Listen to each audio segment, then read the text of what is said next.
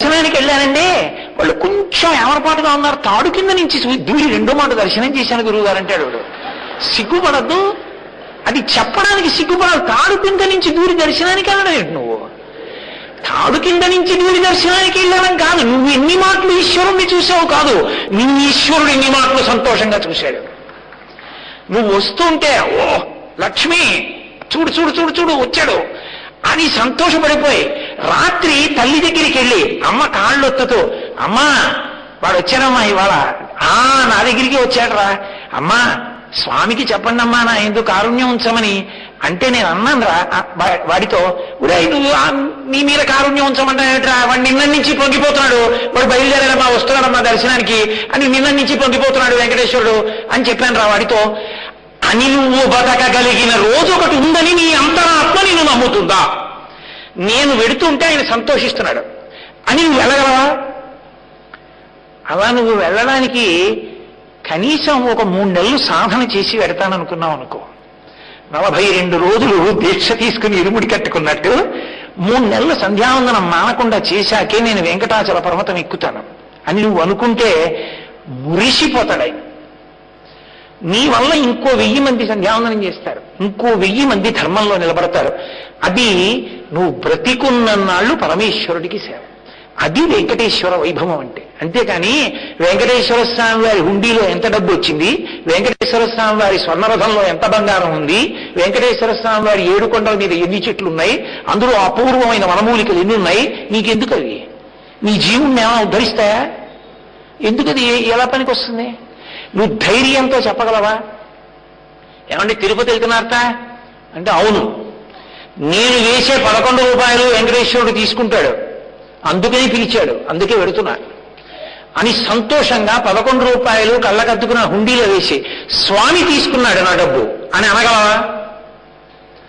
అలా అనగలగాలి అంటే అలా బ్రతికి వెళ్ళగలవా? నేనంట అయ్యప్ప గుడికి వెళ్లే వాళ్ళందరూ ఇరుముడి కట్టుకుంటే వెంకటాచల క్షేత్రం వెళ్లే వాళ్ళందరూ ధార్మికమైన ఇరుముడి కట్టుకుని ఎక్కడం మొదలైతే గుర్తేమిటో తెలుసా? అతి లఘు మహాలఘు అదృశ్యమైపోతాయి. అందరూ మొదటి గడప దగ్గరికి వెళ్ళిపోతారు. ఎవరు ఎవరిని తొయ్యరు. ఆయన తొయ్యనిస్తాడా? తన బిడ్డడొస్తే తొయ్యడమే.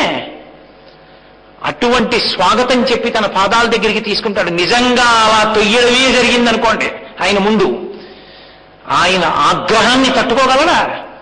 సాధ్యమే. అంత తేలికే ఒక మహాభక్తుడి జోలికి వెళ్ళడం. ఆ స్థితిని కల్పించుకోమని మౌన సందేశం వెంకటేశ్వరుడు. అది చెప్పుకున్నాడు లక్ష్మీదేవితో, అందుకుంటున్న ఓర్పుతో. చంపలేను కలిపురుషుణ్ణి, చంపలేను బిడ్డల్ని, అందుకని వాళ్ళు ఆర్తితో పిలిస్తే పలుకుతున్నా. అరే పలికాడు రా అని నా మీద నమ్మకం పెట్టుకుంటే చాలు. వాడు ఉన్నాడు, అంత పిలిస్తే పలికాడు కదా, అటువంటి వాణ్ణి నమ్మి బతికితే ఇంకా మనకేం కావాలి? కాబట్టి నమ్మి బతుకుదాం అన్న రోజు వస్తుందేమో అని చూస్తున్నాను లక్ష్మి. అందుకుంటా ఇక్కడ, అందుకు నిలబడతా ఇక్కడ. నాకు నిజంగా ఏం కావాలో తెలుసా? నాకు ఇవన్నీ కాదు. ఏకేన తులసి మాత్రదలేనాపి నరోత్తమ పూజయే భక్తిభావేన తం రక్షామితి మత్పనః. నాకు నిజంగా కావలసింది ఏమిటో తెలుసా? ఒక్క తులసి దళం చాలు.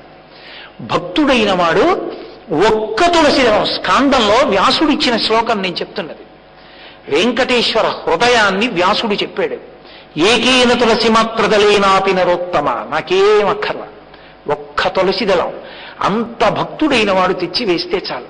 నేనేం చేస్తానో తెలుసా? పూజయే భక్తిభావేన తం రక్షామితి మత్పనః. వాడి వెంట పరిగెడతా. వాడు తింటే తింటా, వాడు కూర్చుంటే కూర్చుంటా, వాడు పడుకుంటే పడుకుంటా, వాడితో నేను ఉంటా. అది నా కోరిక. కానీ అలా ఉండగలిగిన రోజు రావాలని, కలిపురుషుని బారి నుండి లోకము విముక్తము కావాలని నేను కోరుకుంటున్నానన్నాడు.